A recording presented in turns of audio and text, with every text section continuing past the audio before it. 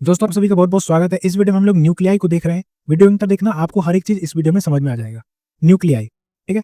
तो देखो सबसे पहले हम लोग यहाँ पे इसका सिंबल को देखते हैं। सिंबल आप लोग जानते होंगे, जो ऊपर होता है उसको मास नंबर बोलते हैं, और यहाँ पे जो जेड है ना, ये एटॉमिक नंबर या नंबर ऑफ प्रोटोन को बताता है, ठीक है। ए जो है ये मास नंबर होता है, और जेड नंबर ऑफ प्रोटोन या एटॉमिक नंबर को बताता है, ठीक है।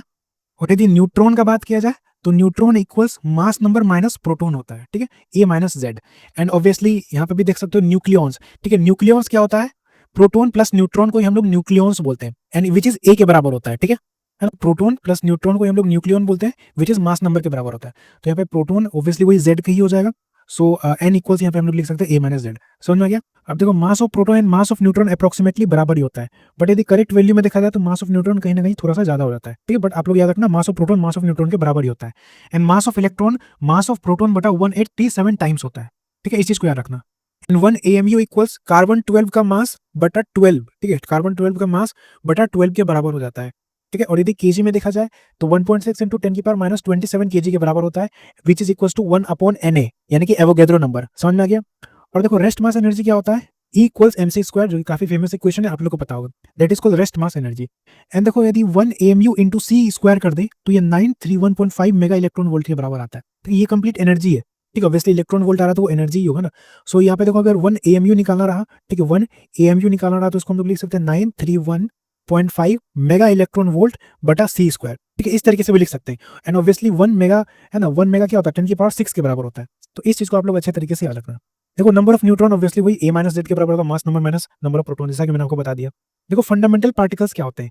इलेक्ट्रॉन, पोजिट्रॉन, पोजिट्रॉन को एंटी इलेक्ट्रॉन भी बोलते हैं, है ना, क्वार्क्स, न्यूट्रिनो और anti neutrino. These are the fundamental particles. Proton और न्यूट्रॉन फंडामेंटल पार्टिकल नहीं होते, ठीक है। फंडामेंटल पार्टिकल इलेक्ट्रॉन, पोजिट्रॉन जिसको एंटी इलेक्ट्रॉन ही बोलते हैं, एंड क्वार्क्स, न्यूट्रिनो और एंटी न्यूट्रिनो होते हैं। दीज आर फंडामेंटल पार्टिकल जिसको और ब्रेक नहीं किया जा सकता है। बट प्रोटॉन और न्यूट्रॉन फंडामेंटल पार्टिकल नहीं है, क्योंकि इनको ब्रेक किया जा सकता है।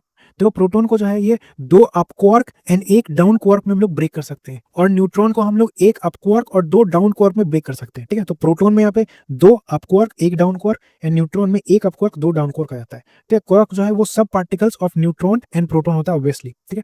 देखो अल्फा पार्टिकल क्या होता है? हीलियम का न्यूक्लियस होता है, यानी कि वही हीलियम का, जैसा कि एटॉमिक नंबर क्या होता है? 2, एंड मास नंबर यहाँ पे 4 होता है। तो इस पे +2, यानी कि इसका जो है इलेक्ट्रॉन को निकाल दिया, है ना। इसमें 2 प्रोटॉन था और 2 इलेक्ट्रॉन था, तो दोनों इलेक्ट्रॉन यहाँ से हमने निकाल दिया, ठीक है। तो इसका चार्ज देखा जाए तो ये 2 ही चार्ज आ जाता है, एंड 4m इसका मास हो जाएगा, ठीक है। इस चीज को अच्छा तरीके से रखना, 2 ही चार्ज एंड 4m मास होता है, ठीक है। ई क्या? ई है वही protonic charge and mass protonic mass, ठीक है। इस प्रोटोन के कंपेरिजन में देख रहे हैं, ठीक है। तो 2 times of protonic charge and 4 times of protonic mass, है ना। ड्यूट्रॉन का बात किया जाए सो इको डी और 1 2 होता है ना। इसका जो चार्ज है वो ई होता है, यानी कि इसमें एक इलेक्ट्रॉनिक चार्ज होगा इसमें, ठीक है, विच इज 1.6 इंटू 10 की पावर माइनस 19 कूलम, एंड यहाँ पे 2 मास होगा, यानी कि 2 मास ऑफ प्रोटॉन के बराबर होगा, ठीक है। तो एक यहाँ पे चार्ज है और 2 यहाँ पे मास है, ठीक है। ड्यूट्रॉन का ये चीज है। इनमें आपका कंपेरिजन में पूछा जाता है, तो इस वजह से आपको जो ये डेटा है ये अच्छे तरीके से याद होना चाहिए। देखो न्यूक्लियर साइज का बात किया जाए तो यहाँ से देखो क्वेश्चन बनते हैं ज्यादातर। देखो वॉल्यूम जो है वो प्रोपोर्शनल होता है मास नंबर के, ठीक है। सो वॉल्यूम को क्या लिख सकते हैं? रेडियस का क्यूब। सो रेडियस प्रोपोर्शनल हो जाएगा ए की पावर 1/3 के, ठीक है। So volume proportional to mass number and radius proportional to A की पावर 1/3, ठीक है। So therefore radius equals R not A की पावर 3 आ जाएगा, है ना। और आर नॉट जो है वो ये फर्मी मीटर के टर्म्स में होता है। और देखो न्यूक्लियर डेंसिटी का बात किया जाए तो ऑब्वियसली मास अपॉन वॉल्यूम होगा, और ये कांस्टेंट रहता है, does not depend on mass number. Nuclear density जो ये मास नंबर पे डिपेंड नहीं करता है, ये अराउंड 10 की पावर 17 केजी पर मीटर क्यूब के आसपास होता है, ठीक है। सो यदि मास नंबर चेंज भी रहेगा तो डेंसिटी का रेशियो अगर पूछ लिया जाए तो 1:1 के ही फॉर्म में रहता है ज्यादातर, ठीक है। सो देखो अगर वॉल्यूम और मास नंबर में देखा जाए तो ऑब्वियसली वो स्ट्रेट लाइन ग्राफ बनेगा। रेडियस और मास नंबर में देखा जाए तो देखो ये 1/3 यानी कि रूट के टर्म्स में आएगा, तो इस तरीके से यहाँ पे लेटरल पैराबोला ग्राफ बनेगा। अगर डेंसिटी और मास नंबर देखा जाए तो डेंसिटी तो डिपेंड नहीं करता, इंडिपेंडेंट होता है। और रेडियस और ए की पावर 1/3 देखा जाए तो ए की पावर 1/3 के डायरेक्टली प्रोपोर्शनल है, तो ये स्ट्रेट लाइन बनेगा। तो इन चीजों को आप लोग अच्छे तरीके से याद रखना। चलिए नेक्स्ट देखो radius of nucleus. Radius of nucleus फर्मीमीटर के टर्म्स में होता है, और रेडियस ऑफ एटम एंगस्ट्रॉम के टर्म्स में होता है ना। यानी कि रेडियस ऑफ न्यूक्लियस 10 की पावर -15 के टर्म्स में होगा, और रेडियस ऑफ एटम 10 की पावर -10 के टर्म्स में होगा। सो देयरफॉर रेडियस ऑफ एटम बटा रेडियस ऑफ न्यूक्लियस देखा जाए तो 10 की पावर 5 होता है, और यदि दोनों का क्यूब कर दें इधर इधर तो देखो रेडियस का क्यूब क्या होगा? Volume. So therefore volume of atom बटा वॉल्यूम ऑफ न्यूक्लियस 10 की पावर 15 के टर्म्स में आ जाएगा। इस चीज को रखना, यानी कि रेडियस ऑफ एटम 1 लाख, 10 की पावर 5 क्या होता है? 1 lakh times of radius of nucleus हो जाएगा, एंड वॉल्यूम ऑफ एटम 10 की power 15 times of volume of nucleus के बराबर हो जाएगा, ठीक है। चलो नेक्स्ट है मास डिफेक्ट, जिसको डेल्टा एम से डिनोट करते हैं। ये क्या होता है? मास ऑफ न्यूक्लियस है ना is smaller than mass of sum of mass of each nucleons. So mass of nucleus जो है वो स्मॉलर होता है सम ऑफ ईच न्यूक्लियॉन्स के मास से, ठीक है। जैसे कि यहाँ पे देखो ईच न्यूक्लियस में क्या आ जाएगा, प्रोटॉन और न्यूट्रॉन आ जाएगा। So mass of proton plus mass of neutron, each का देखो न्यूक्लियस में क्या होता है, न्यूक्लियस में प्रोटॉन और न्यूट्रॉन ही होगा, ठीक है। लेकिन न्यूक्लियस का कंबाइंड मास छोटा होता है यदि इंडिविजुअल अगर देखा जाए प्रोटॉन का, ठीक है। जैसे प्रोटॉन का मास लेट्स से 2 है और न्यूट्रॉन का भी यहाँ पे लेट्स से 2 है, टोटल 4 होना चाहिए, बट जो न्यूक्लियस है उसका ये 3.9 समथिंग के फॉर्म में आ जाएगा। इस तरीके से होता है, तो थोड़ा छोटा होता है इसमें, ठीक है। सो वही चीज है यहाँ पे, है ना। जैसे यहाँ पे देखो हमने देखा था प्रोटॉन Z और मास नंबर यहाँ पे A होता है, ठीक है। सो जो न्यूट्रॉन है वो क्या होगा, है ना, न्यूट्रॉन यहाँ पे क्या होता है A माइनस Z होता है, और प्रोटॉन तो यहाँ पे Z के बराबर होता है। तो यहाँ पे देखो प्रोटॉन क्या है Z, तो ZP plus A minus Z N, ये दोनों मिलकर अपने पास यहाँ पे न्यूक्लियस बनाता है, ठीक है। तो Z प्रोटॉन और A minus Z neutron, this combine जो करके न्यूक्लियस बनाता है।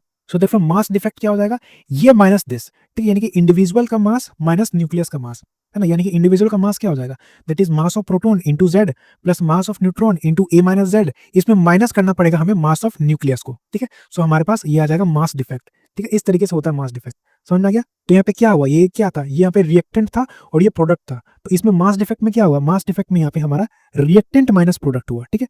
मास डिफेक्ट में हमने यहाँ पे रिएक्टेंट माइनस प्रोडक्ट किया, ठीक है। रिएक्टेंट का मास माइनस प्रोडक्ट का मास, ठीक है।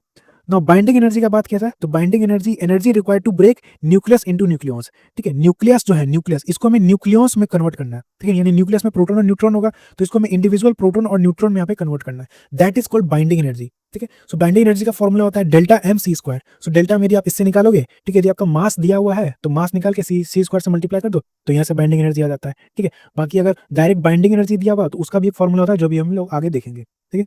देखो स्टेबिलिटी ऑफ न्यूक्लियस का बात किया जाए तो वो प्रोपोर्शनल होता है बाइंडिंग एनर्जी पर न्यूक्लियॉन्स पे, ठीक है। Binding energy per unit mass number पे हम लोग कह सकते हैं, ठीक है। इसको हम लोग मास नंबर भी कह सकते हैं या वही न्यूक्लियॉन्स बोल सकते हैं, है ना, क्योंकि ऑब्वियसली जो ए है इसमें वही N प्लस P होगा, न्यूट्रॉन प्लस प्रोटॉन होगा, तो इसको बाइंडिंग एनर्जी पर न्यूक्लियन या बाइंडिंग एनर्जी पर मास नंबर हम लोग इसको बोल सकते हैं। तो इसी पे स्टेबिलिटी ऑफ न्यूक्लियस जो है वो डिपेंड करता है, समझ में आ गया। चलो देखो binding energy per unit mass number, और यहाँ पे मास नंबर का यहाँ पे देखो कर्व बनता है, तो इस तरीके से यहाँ पे इस तरीके से यहाँ पे कर्व बनता है, और बीच वाला जो लाइन है वो स्टेबिलिटी को बताता है। सो इधर वाला जो कुछ है वो अनस्टेबल होगा, इधर वाला जो भी है वो अनस्टेबल होगा। अनस्टेबल हमेशा स्टेबिलिटी के पास जाता है, अनस्टेबल स्टेबिलिटी के पास जाता है। सो इस तरफ यदि देखा जाए यहाँ पे तो यहाँ पे मास नंबर यानी कि कम है यानी कि यहाँ पे छोटा यहाँ पे होगा, और यहाँ पे मास नंबर ज्यादा है, इधर यहाँ पे बड़ा साइज होगा।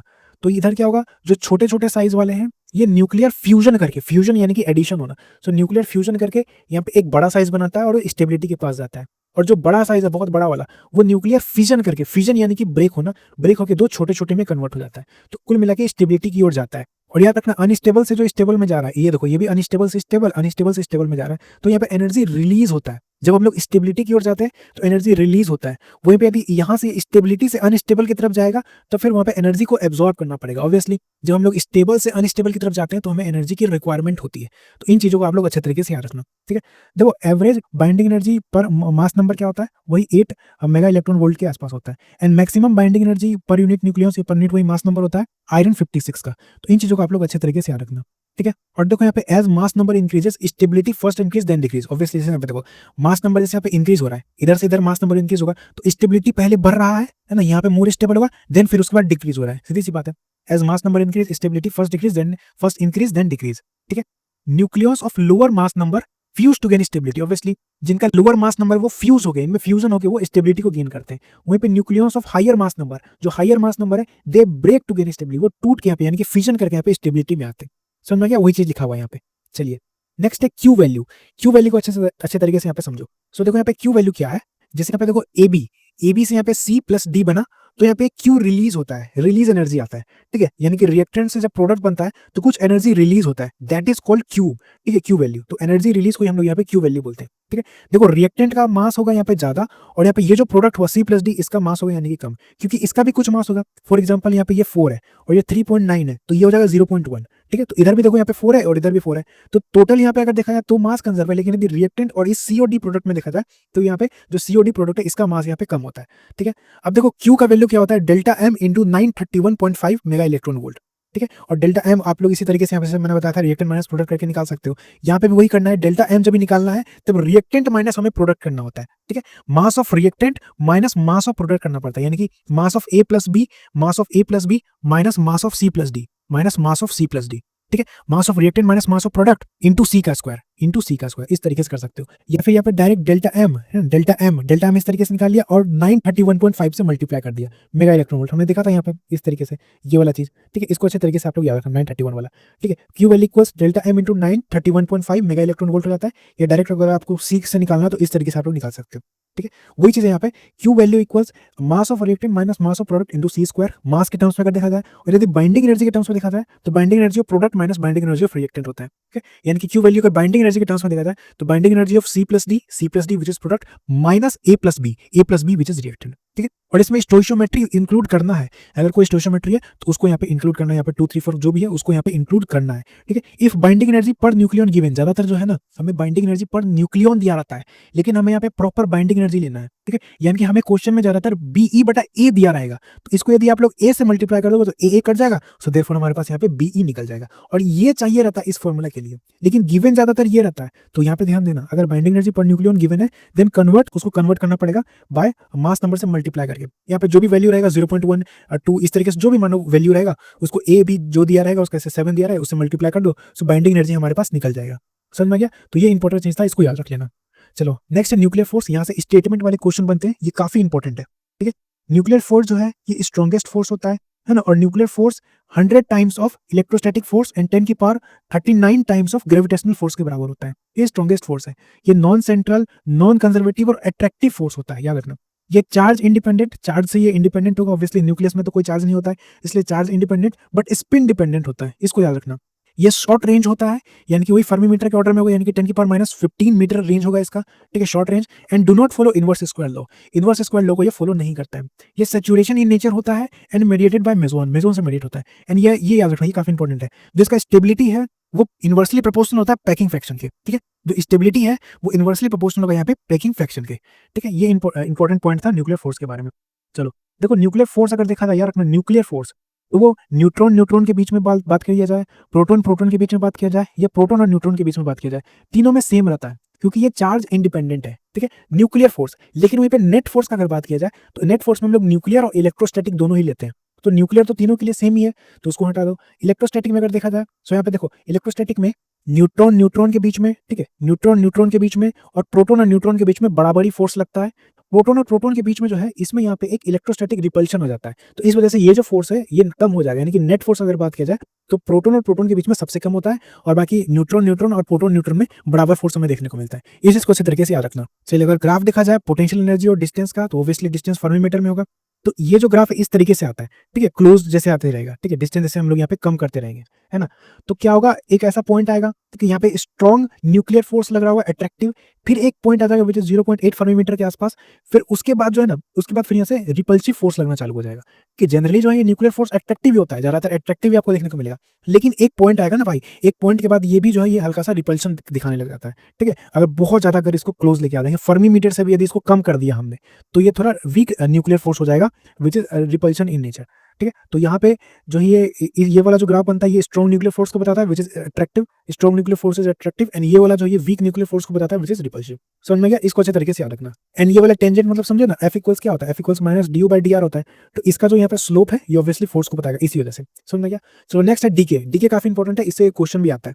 तो जैसे यहाँ पे देखो beta minus decay, beta minus decay में क्या होता है, इलेक्ट्रॉन निकलता है, माइनस है ना तो इलेक्ट्रॉन निकलेगा। सो इलेक्ट्रॉन यदि निकल रहा है, फॉर एग्जांपल यहाँ पे सोडियम है, सोडियम से इलेक्ट्रॉन निकलेगा तो ऊपर एक प्लस छोड़ के जाएगा, ठीक है। तो यानी कि कह सकते हैं कि एक प्रोटॉन बन गया, ठीक है, हालांकि बना नहीं है, निकला है, इलेक्ट्रॉन निकला है तो एक पॉजिटिव चार्ज बना, ठीक है। तो इससे यहाँ से इसी वजह से यहाँ पे Z पे +1 हम लोग कर देते हैं, ठीक है। तो इलेक्ट्रॉन अगर निकलेगा तो +1 आएगा, प्रोटॉन अगर निकलेगा तो फिर यहाँ पे ऑब्वियसली माइनस आएगा, इतना तो आप लोग समझते हो, ठीक है। और इसमें मास नंबर में कोई अंतर नहीं आता है, ठीक है। तो देखो x यहाँ पे A है, Z है, ठीक है। तो अगर बीटा डी हुआ है तो इलेक्ट्रॉन निकला है और एंटी न्यूट्रिनो निकला है साथ में, ठीक है। और यहाँ पे मास नंबर में कोई फर्क नहीं आएगा, बट यहाँ पे Z +1 में हो जाएगा, ठीक है। तो Z +1 हो गया और A जो है मास नंबर वो सेम ही रहा, ठीक है। अब देखो जैसे यहाँ पे नेक्स्ट है B प्लस डी के, ठीक है, बीटा प्लस डी के, तो इसमें एक पॉजिट्रॉन निकलता है, ठीक है, इसको एंटी पार्टिकल ही बोलते हैं। तो यहाँ पे क्या होगा, यहाँ पे प्लस निकल रहा है ठीक है, तो कह सकते हैं एक एज्यूम कर लो कि जैसे प्रोटॉन निकल रहा था, यहाँ पे जेड पे -1 हो जाएगा, ठीक है, वहाँ पे माइनस निकला था तो जेड पे प्लस आया था, यहाँ पे प्लस निकल रहा है तो यहाँ पे जेड पे माइनस आ जाएगा, ठीक है, तो ए सेम रहेगा और जेड पे -1 आ जाएगा, और यहाँ पे न्यूट्रिनो निकलता है, उधर इलेक्ट्रॉन के साथ एंटी न्यूट्रिनो निकला था, यहाँ पे पॉजिट्रॉन के साथ न्यूट्रिनो निकलेगा, सो Z-1 ए सेम रहेगा ना। अगर अल्फा डी की हम बात किया जाए तो इसमें यहाँ पे अल्फा पार्टिकल निकलता है, अल्फा पार्टिकल आप लोग जानते हैं हीलियम न्यूक्लियस He+2, ठीक है, तो इसका Z=2 होता है और A=4 होता है, तो Z से यहाँ पे -2 निकलेगा और A से यहाँ पे -4 निकलेगा, ठीक है, तो A-4 Z-2 ये होता है अल्फा डीके में। गामा डीके में कुछ नहीं होता है, जैसा था वैसा ही रह जाएगा, ठीक है, एकदम सीधा साधा आदमी है ये gamma decay, Z same A same. अब देखो ये 2024 का क्वेश्चन है, इसको अच्छे तरीके से यहाँ पे देखो, तो क्या कह रहा है कि सबसे पहले अल्फा पार्टिकल यहाँ से निकला, फिर E+ और E-, देखो E+ और E- तो एक दूसरे को कंपनसेट ही कर देगा, ठीक है, इसका तो यहाँ पे कोई लेना देना नहीं है। अल्फा यहाँ पे निकला तो यहाँ पे क्या होगा, A-4 होगा, ठीक है, तो अगर इसमें -4 करोगे तो यहाँ पे हो जाएगा 286, ठीक है, 286, उसके बाद फिर यहाँ पे B- है, ठीक है, इसमें A सेम ही रहता है तो यहाँ पे 286 वाला हो जाएगा, ठीक है, तो ये कटा, ठीक है, 286 वाला अपने पास आ गया, ठीक है। 82 में क्या है, यहाँ पे देखो अल्फा है तो यहाँ पे 80 हो जाएगा, और B- है यानी कि पीछे प्लस छोड़ के जाएगा, यानी कि 81 हो जाएगा, ठीक है, so 286 81 option number D is our correct answer. समझ में आ गया? चलिए नेक्स्ट है पेनिट्रेटिंग पावर। पेनिट्रेटिंग पावर जो है वो गामा का सबसे ज्यादा होता है, देन बीटा का, देन अल्फा का होता है, इसको याद रखना, ठीक है। नाउ रिप्रेजेंटेशन देखो इस तरीके से यहाँ पे क्वेश्चन आपसे पूछा जा सकता है, जैसे कि आपको दे दिया x, ठीक है, x n अल्फा, फिर इसको ब्रैकेट में कर दिया और लिथियम पे यहाँ पे 7 और 3 दे दिया, ऑब्वियसली लिथियम का एटॉमिक नंबर 7 और mass number, sorry atomic number 3 और मास नंबर 7 होता है, ठीक है। तो इसको देखो डिनोट कैसे करना है, देखो ये वाला पोर्शन अलग है और ये वाला पोर्शन अलग है, इस तरीके से इसको डिनोट कर लो। सो यहाँ पे देखो जैसे x है तो x लिया, फिर यहाँ पे प्लस किया n, ठीक है, n पे यहाँ पे 1 आएगा और यहाँ पे 0 आ जाएगा, ठीक है, ऑब्वियसली न्यूट्रॉन का तो एक ही मास नंबर में दिखा जाए तो मास नंबर 1, और यहाँ पे ऑब्वियसली प्रोटॉन तो इसमें कुछ होगा नहीं न्यूट्रॉन में, तो n 1 और 0 आ जाएगा, ये न्यूट्रॉन है, ठीक है।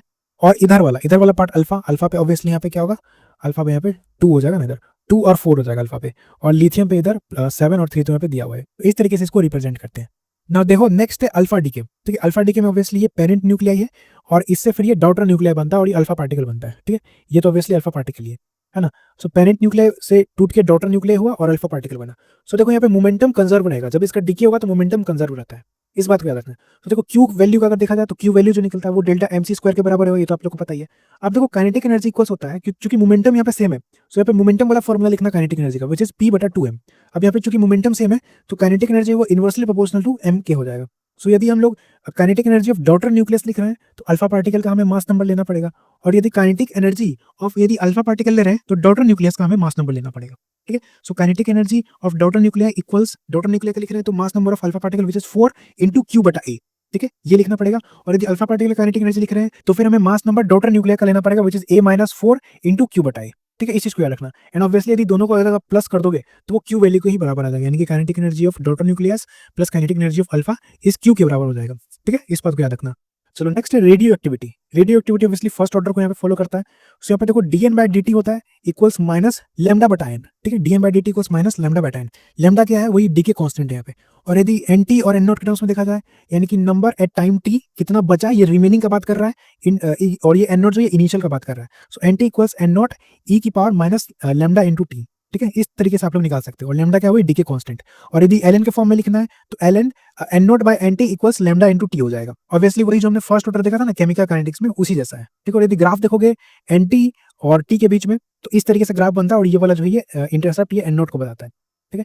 और देखो यहाँ पे एक चीज आता है एवरेज टाइम। देखो हाफ लाइफ तो आप लोग जानते हो टी हाफ लाइफ होता है ln2/λ, ठीक है, वहां पे हम लोग केमिकल काइनेटिक्स में ln2/k लिखते थे, ठीक है। ln2 का वैल्यू होता है यहाँ पे 0.69, ठीक है, ये होता है यहाँ पे ln2 का वैल्यू, ठीक है। सो हाफ लाइफ होता है यहाँ पे ln2/λ, वही यहाँ पे डी के कॉन्स्टेंट हो जाएगा लैम्डा। लेकिन एवरेज लाइफ या मीन टाइम होता है यहाँ पे, एवरेज टाइम या मीन टाइम होता है टाउ के बराबर, विच इज 1/λ। इस बात को अच्छे तरीके से याद रखना, कई बार आपसे इसका डायरेक्ट रेशियो भी पूछ लिया जाता है, ठीक है। सो यहाँ पे इस टाइम पे क्या हो जाएगा, एवरेज टाइम पे एनटी का वैल्यू यहाँ पे 37% ऑफ N0 हो जाएगा, ठीक है। एवरेज टाइम पे टाइम पे यदि 1/λ पुट करोगे सो लैम्डा से लैम्डा कट जाएगा, सो ई जो है वो नीचे आ जाएगा, ठीक है। सो N0/E आ गया, 1/E आ गया, ठीक है। तो वहाँ पे ई का वैल्यू पुट करके ये जो है 37% ऑफ E0 के बराबर आ जाएगा एनटी। एनटी याद रखना, ये टाइम टी पे कितना बचा है, ये रिमेनिंग का बात कर रहा है, ठीक है, रिमेनिंग, ठीक है, रिमेनिंग का ये बात कर रहा है, समझ में आ गया। और ऑब्वियसली 75% पे टाइम इक्वल 75% पे T75 पे 2 × T50 के बराबर होता है। ऑब्वियसली जैसा कि हम लोग जानते हैं, जैसे कि यहाँ पे R है, ठीक है, फिर R/2 पे जाता है, ठीक है, उसके बाद R/4 पे जाता है, समझ में आ गया। तो अगर यहाँ से अगर यहाँ पे देखोगे तो ये 75% रिएक्शन कंप्लीट हुआ है। फॉर एग्जाम्पल यहाँ पे 100 था और यहाँ पे 25 हो गया, तो 75 यहाँ पे कंप्लीट हुआ है, ठीक है, और यहाँ पे 25% यहाँ पे और बचा हुआ है, तो यहाँ पे देखो 2 हाफ लाइफ आएगा, एक हाफ लाइफ यहाँ पे और एक हाफ लाइफ यहाँ पे। सो T75 जब कंप्लीट होता है equals 2 into T half life के बराबर होता है। ये चीज था यहाँ पे। एंटी 100% कभी नहीं होता है, कभी कंप्लीट वो नहीं होता है, ठीक है, इन्फाइनाइट तक जाता है ये फर्स्ट ऑर्डर रिएक्शन। जैसे कि यहाँ पे देखो एनटी का वैल्यू हम लोग निकाल सकते हैं, N t equals N naught by 2 की पावर एन। एन क्या है? एन है नंबर ऑफ हाफ लाइफ, ठीक है, नंबर ऑफ हाफ लाइफ हम लोग जितना भी नंबर ऑफ हाफ लाइफ लगा वो यहाँ पे एन लिख सकते हैं। और नंबर ऑफ हाफ लाइफ हम लोग कैसे निकाल सकते हैं? टोटल टाइम बटा हाफ लाइफ का टाइम, ठीक है, टोटल टाइम मान लो 100 सेकंड लग रहा है और हाफ लाइफ है 20 सेकंड, तो एन का वैल्यू यहाँ पे 5 आ जाएगा, ठीक है। और जैसा कि मैंने बताया इस तरीके से चलता है, एन नॉट से यहाँ पे एन नॉट बाय 2 होगा, इसको नंबर में अगर करें तो यहाँ पे देखो 100 है, ये 50 हो जाएगा, ये 25 हो जाएगा, ये 12.5 हो जाएगा। सो अगर यहाँ से यहाँ तक देखोगे तो ये 50% रिएक्शन कंप्लीट हुआ है, फिर यहाँ से यहाँ तक 75% कंप्लीट होगा टोटल अगर देखा जाए, फिर यहाँ से यहाँ तक देखोगे तो ये 12.5 है, तो 75 प्लस 12.5 कितना हो जाएगा, है ना, 75 12.5, तो ये जगह 0.5 7 और 8 87.5 यहाँ से लेके यहाँ तक, ठीक है, तो 87.5% है ना, यानी कि टी 87.5 अगर देखा जाए तो ये 3 टी हाफ के बराबर होता है। यही चीज़ आप लोग इसी तरीके से निकाल सकते हो कन्वेंशनल तरीके से। देखो नंबर ऑफ डीके न्यूक्लियॉन्स, ठीक है, डीके न्यूक्लियॉन्स यानी कि कितना प्रोडक्ट बना, तो ये होता है N naught minus N T. Obviously इधर एन टी है और इनिशियल था एन नॉट, ठीक है, सो एन नॉट इनिशियल में से जितना बचा है अपने पास उसको माइनस करेंगे तो वही तो बताएगा ना कि जितना प्रोडक्ट फॉर्म हुआ, ठीक है। तो इसको दो तरीके से लिख सकते हैं, which is N not 1 minus e की पावर लैम्डा टी, ठीक है, इस तरीके से भी इसको लिख सकते हैं, है ना। यहाँ पे यदि जो एन नॉट का वैल्यू है, सॉरी एन टी का जो वैल्यू है, यहाँ से ये वाला आप लोग पुट करोगे तो सिंपल इसी तरीके का आपका इक्वेशन मिल जाएगा, वहां से फिर एन नॉट को कॉमन ले लेना। और यदि इसको इस तरीके से भी लिख सकते हैं, एन नॉट को हमने एन नॉट लिखा और यहाँ पे जो एन टी है, एन टी की जगह हमने ये वाला वैल्यू पुट कर दिया, तो यहाँ से इसको लिख सकते हैं हम लोग एन नॉट कॉमन लेंगे तो 1 माइनस 1 बाय 2 की पावर एन, ठीक है, इस तरीके से इसको भी लिखा जा सकता है। समझ में आ गया? तो ये दोनों चीजें जितने नंबर ऑफ प्रोडक्ट फॉर्म हुए यानी कि decay nucleons, number of decay कितने नंबर ऑफ न्यूक्लियॉन्स डीके हो गए हैं, ठीक है, और उतने ही तो नंबर ऑफ प्रोडक्ट फॉर्म हुए ऑब्वियसली। देखो एक चीज याद रखना, जैसे यहाँ पे 100 से 90 पे जा रहा है, फिर 90 से 80 पे जा रहा है, 80 से 70 हुआ, यानी कि डिफरेंसेस इक्वल है, ठीक है, और यहाँ पे इसको T1 टाइम है, T2 टाइम है, T3 टाइम है, तो जैसे जैसे लोअर नंबर की तरफ हम लोग जाते जाते हैं और डिफरेंसेस सेम रहता है, सो टाइम का जो वैल्यू है वो बढ़ते जाता है, ठीक है, यानी कि T3 सबसे ज्यादा होगा, देन T2 देन T1 होगा, ठीक है, इस तरीके से होगा, जैसे टेम्परेचर में चलता था ना उसी तरीके से यहाँ पे होता है, ठीक है। तो इन पॉइंट को भी आप लोग याद रखना। चलो नेक्स्ट है न्यूक्लियर बॉम्ब। इसमें हाइड्रोजन बॉम्ब और एटॉमिक बॉम्ब होता है, ठीक है, एटम बॉम्ब और हाइड्रोजन बॉम्ब। हाइड्रोजन बॉम्ब जो इसमें फ्यूजन होता है यानी कि चिपकता है, ये अनकंट्रोल चेन रिएक्शन फॉलो करता है और इसमें एनर्जी पर यूनिट फ्यूजन जो है ये अराउंड 26.7 मेगा इलेक्ट्रॉन वोल्ट के आसपास होता है, ठीक है। हाइड्रोजन बॉम्ब यानी कोई फ्यूजन या सन में हमें देखने को मिलता है and it take place at high temperature, obviously high temperature पर टेक प्लेस करता है और इसमें काइनेटिक एनर्जी ग्रेटर होता है ना, कूलम्बिक रिपल्शन से। सीआर का मतलब है कूलम्बिक रिपल्शन, इस पॉइंट को अच्छे तरीके से याद रखना, यहाँ से स्टेटमेंट बनाया जा सकता है, ठीक है। जो हाइड्रोजन बॉम्ब है इसमें फ्यूजन होता है, सन में देखने को मिलता है, take place at high temperature जहाँ पे काइनेटिक एनर्जी को कूलम्बिक रिपल्शन से ज्यादा हो जाता है। एटॉमिक बॉम्ब में देखा जाए तो इसमें फ्यूजन होता है यानी कि टूटता है, इसमें अनकंट्रोल चेन रिएक्शन होता है, एनर्जी पर यूनिट फ्यूजन जो है 200 मेगा इलेक्ट्रॉन वोल्ट के आसपास होता है एंड ये न्यूक्लियर रिएक्टर्स में देखने को मिलता है, ठीक है। किस चीज में? न्यूक्लियर रिएक्टर्स में देखने को मिलता है। अभी हम लोग नेक्स्ट यहाँ पे न्यूक्लियर रिएक्टर्स को ही देख रहे हैं। चलो नेक्स्ट है न्यूक्लियर रिएक्टर, ठीक है। न्यूक्लियर रिएक्टर में इस तरीके से यहाँ पे कंट्रोल रॉड्स होगा, ठीक है, रिएक्टर होगा, शील्ड होगा, मॉडरेटर होगा, D2 का इस्तेमाल करते हैं, D2 मॉडरेटर, ठीक है, हैवी वाटर, फिर यूरेनियम का यहाँ पे फ्यूल होता है, जनरल फ्यूल, ठीक है, फिर हीट यहाँ पे एक्सचेंजर होता है, ठीक है, और यहाँ पे कूलेंट वगैरह भी होता है, सभी हम लोग यहाँ पे भी देखेंगे। तो देखो nuclear reactor are the core of nuclear power plants. Nuclear power plants का कोर न्यूक्लियर रिएक्टर ही होता है and are responsible for producing energy through nuclear fusion, obviously, है ना। ये न्यूक्लियर पावर प्लांट में इस्तेमाल होता है, एनर्जी को प्रोड्यूस करता है through nuclear fusion, obviously nuclear fusion के थोड़ा ही करेगा, जैसे हमने देखा था फ्यूजन, ठीक है। अब देखो पावर अगर देखा जाए तो पावर इक्वल्स एन ई बटा टी हो जाएगा, ऑब्वियसली, है ना। ई क्या है? ई पर फ्यूजन का एनर्जी है, ठीक है, पर fusion into number of fusion बटा टी, ऑब्वियसली पावर हो जाएगा। और इसको एम सी स्क्वायर बटा टी भी लिख सकते हो ऑब्वियसली, और एम क्या है? एम सी स्क्वायर मतलब जितने हुए टोटल, ठीक है, total mass into C square बटा टी, ये भी पावर को बता देगा। तो यहाँ से भी आपके क्वेश्चन बनाए जा सकते हैं, इसको अच्छे तरीके से याद रखना ना। देखो अब कुछ क्वेश्चन है यहाँ पे, what are nuclear reactor used for? Nuclear reactor किस चीज के लिए इस्तेमाल होता है? सो ऐसे ये इस्तेमाल होता है प्रोडक्शन ऑफ इलेक्ट्रिसिटी के लिए and control nuclear chain reaction के लिए। सो ऐसे देखो, production of electricity, produce electricity, the heat produce by nuclear reaction is used to create steam. जो न्यूक्लियर रिएक्शन से हीट प्रोड्यूस होता है वो ऑब्वियसली स्टीम बनाएगा, ठीक है, हीट से स्टीम बनेगा, विच स्पिन टर्बाइन, जो कि टर्बाइन को स्पिन करेगा जिससे इलेक्ट्रिसिटी जनरेट होगा, ठीक है। तो इस तरीके से इलेक्ट्रिसिटी जनरेट करता है and control nuclear chain reaction, ठीक है। जो न्यूक्लियर रिएक्टर है वो contain and control chain reaction that produce energy, ठीक है। जो न्यूक्लियर रिएक्टर्स है कंटेन करता है, contain and control chain reaction, ठीक है। ये क्या काम करता है? ये contain and control chain reaction जो कि प्रोड्यूस करता है एनर्जी को। तो इन दोनों चीज को अच्छे तरीके से याद रखना, इसका इस्तेमाल करते हैं हम लोग electricity production and control nuclear chain reaction, ठीक है। What are the components of nuclear reactor? इसका कंपोनेंट्स क्या होता है न्यूक्लियर रिएक्टर का? तो इसका कंपोनेंट्स होता है फ्यूल, मॉडरेटर, कंट्रोल रोड, ठीक है, कूलेंट एंड शील्डिंग, ठीक है। सो इसे यहाँ पे देखो फ्यूल है, कौन सा फ्यूल ज्यादातर इस्तेमाल करते हैं? Uranium. Uranium is the main fuel used in nuclear reactor, ठीक है, यही मेन फ्यूल होता है। मॉडरेटर, मॉडरेटर होता है यहाँ पे D2O, ठीक है, जिसको हैवी वाटर बोलते हैं, ठीक है। Moderator a material that slow down the neutron release from fusion, ठीक है। ये क्या काम करता है? ये मॉडरेटर ये स्लो डाउन करता है, तो D2O याद रखना, हैवी वाटर, ये स्लो डाउन करेगा न्यूट्रॉन रिलीज फ्रॉम फ्यूजन, ठीक है। और है control rod, rod made of material like boron और कैल्शियम, क्या चीज? बोरोन और कैल्शियम से बनता है, that absorb neutron to prevent further fusion, ठीक है। ये न्यूट्रॉन्स को एब्जॉर्ब कर लेगा टू प्रिवेंट फर्दर फ्यूजन, ताकि आगे का फ्यूजन ना हो। तो ये काम करता है, ये कंट्रोल रॉड कंट्रोल करने का काम करता है। कूलेंट की बात किया जाए तो material like water, carbon dioxide, liquid sodium metal transfer heat energy produce by fusion reaction, कि ये क्या काम करेगा? ये ट्रांसफर करने का काम करता है, इस बात को याद रखना, ये ट्रांसफर हीट एनर्जी करने का काम करता है। जैसे कि यहाँ पे जैसे वाटर देखो, ये क्यों लेते हैं हम लोग, है ना, इसका रीजन क्या है लेने का? तो इनका हाई स्पेसिफिक हीट कैपेसिटी होता है, तभी तो ये हीट ट्रांसफर कर लेगा ना भाई, जितना वो हीट को टॉलरेट कर पाएगा तभी तो वो हीट ट्रांसफर करेगा, सीधी सी बात है, ठीक है।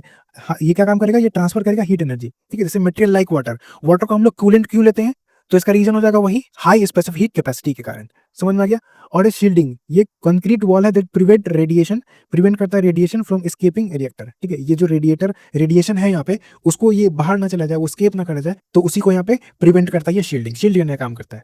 नाउ न्यूक्लियर रिएक्टर वर्क, कैसे ये न्यूक्लियर रिएक्टर वर्क करता है? सो nuclear reactor contain and control nuclear chain reaction, nuclear chain reaction को ये कंट्रोल करेगा। The fission reaction produce heat, जो फिजन है ना, टूट रहा है तो उससे हीट फिर प्रोड्यूस होता है। The heat use to convert water into steam, वो जो हीट है वो वाटर को स्टीम में कन्वर्ट करता है, और जो स्टीम है जैसा कि हमने देखा वो स्पिन करता है टरबाइन को, जो कि क्रिएट करता है इलेक्ट्रिसिटी। तो ये चीज थी कुछ इंपॉर्टेंट चीजें, ये वाला जो टर्म है ये काफी इंपॉर्टेंट है, ठीक है, जो कंपोनेंट्स है यहाँ से क्वेश्चन बनते हैं, ठीक है। और ये जो कूलेंट वाला है यहाँ से ये PYQ भी आया हुआ है, इस चीज को याद रखना। चलिए देखो यहाँ पे कुछ क्वेश्चन भी है, ठीक है, यहाँ पे जेई और नीट के मैंने यहाँ पे कुछ क्वेश्चन लिए। सो जैसे यहाँ पे देखो ये 2024 जेई का क्वेश्चन है, यहाँ पे स्टेटमेंट दिए हुआ है, यहाँ पे करेक्ट स्टेटमेंट पूछ रहा है। सो जैसे यहाँ पे देखो क्या दिया हुआ है, यहाँ पे क्वेश्चन है सबसे पहले, the angular momentum of electron in nth orbit is integral multiple of h bar. Obviously जैसा कि हम लोग जानते हैं L इक्वल्स क्या होता है, ये होता है NH/2 और h/2 को हम लोग क्या लिख सकते हैं, इसको हम लोग h बार लिख सकते हैं। तो यहाँ पे देखो है ना, एंगुलर मोमेंटम जो है ये इंटीग्रल मल्टीपल ऑफ n है, ठीक है, h बार के, तो ये ऑप्शन बिल्कुल सही है, ठीक है। Nuclear force do not obey inverse square law, जैसा कि हमने देखा था, ये बिल्कुल सही है, इनवर्स स्क्वायर लॉ कोई ओबे नहीं करता है। ये स्पिन डिपेंडेंट होता है, बिल्कुल, ये चार्ज इंडिपेंडेंट होता है, ठीक है, चार्ज इंडिपेंडेंट होता है और नॉन सेंट्रल होता है। यहाँ पे देखो ये सेंट्रल लिख दिया है, तो ये गलत हो जाएगा, ये नॉन सेंट्रल होता है और चार्ज इंडिपेंडेंट होता है और स्पिन डिपेंडेंट होता है, ठीक है। एंड स्टेबिलिटी जो है, स्टेबिलिटी ऑफ न्यूक्लियस, ये इनवर्सली प्रोपोर्शनल होता है, ठीक है, पैकिंग फ्रैक्शन को, ऑब्वियसली जैसा कि हमने देखा था, स्टेबिलिटी जो है पैकिंग फ्रैक्शन के इनवर्सली प्रोपोर्शनल होता है। तो हमारा जो करेक्ट आंसर चला जाएगा वो हो जाएगा हमारे पास यहाँ पे A, B, C और E। समझ में आ गया? चलो नेक्स्ट क्वेश्चन है यहाँ पे, select the correct statement among the following, ठीक है, ये रीनीट 2024 का क्वेश्चन है। सो पहला क्वेश्चन है हमारे पास, slow neutron can cause fission, है ना, in uranium that then fast neutron. Obviously जो स्लो न्यूट्रॉन है वो फिजन को कॉज करता है, ये जो स्टेटमेंट है बिल्कुल सही है, ठीक है। जो स्लो न्यूट्रॉन है वही यहाँ पे जो ये फिजन को कॉज करता है, ठीक है। Alpha rays are helium nuclear, बिल्कुल अल्फा रे तो वही है, हीलियम के न्यूक्लियस को हम लोग बोलते हैं अल्फा पार्टिकल्स, ठीक है। जो बीटा रे है वो फास्ट मूविंग इलेक्ट्रॉन और पॉजिट्रॉन, ऑब्वियसली बीटा रे को हमने देखा था, बीटा रे जो बीटा माइनस में क्या होता था, बीटा माइनस में यहाँ पे इलेक्ट्रॉन निकलता था और बीटा प्लस में यहाँ पे पॉजिट्रॉन निकलता था, ठीक है। तो बीटा रे जो है ये फास्ट मूविंग इलेक्ट्रॉन है या पॉजिट्रॉन है, ठीक है, ये भी सही है। जो यहाँ पे गामा रे दिया हुआ है, यहाँ पे gamma ray are electromagnetic radiation of wavelength larger than X ray, ठीक है, जैसा कि हम लोग यहाँ पे जानते हैं, ठीक है, गाड़ी X U V in my range, ये चीज हम लोग जानते हैं। सो यहाँ पे जैसे क्या है, देखो ये है गामा रे और ये एक्स रे, तो इधर से इधर जाते हैं तो वेवलेंथ बढ़ता है, ठीक है। तो एक्स रे का वेवलेंथ ज्यादा होना चाहिए और गामा रे का कम होना चाहिए, लेकिन यहाँ पे क्या बोल रहा है, गामा रे का यहाँ पे लार्जर है, तो ये स्टेटमेंट गलत हो जाएगा, ठीक है। तो करेक्ट स्टेटमेंट क्या है हमारे पास, ठीक है, correct statement most appropriate answer बोला है, करेक्ट स्टेटमेंट हो जाएगा यहाँ पे A, B, C, ठीक है, ये हो जाएगा इसका आंसर। चलिए नेक्स्ट है, water is used as coolant in nuclear reactor. देखो ये 2024 रीनीट का ही क्वेश्चन है, क्यों? जैसा कि मैंने आपको बता दिया, हाई स्पेसिफिक हीट कैपेसिटी के कारण, ठीक है।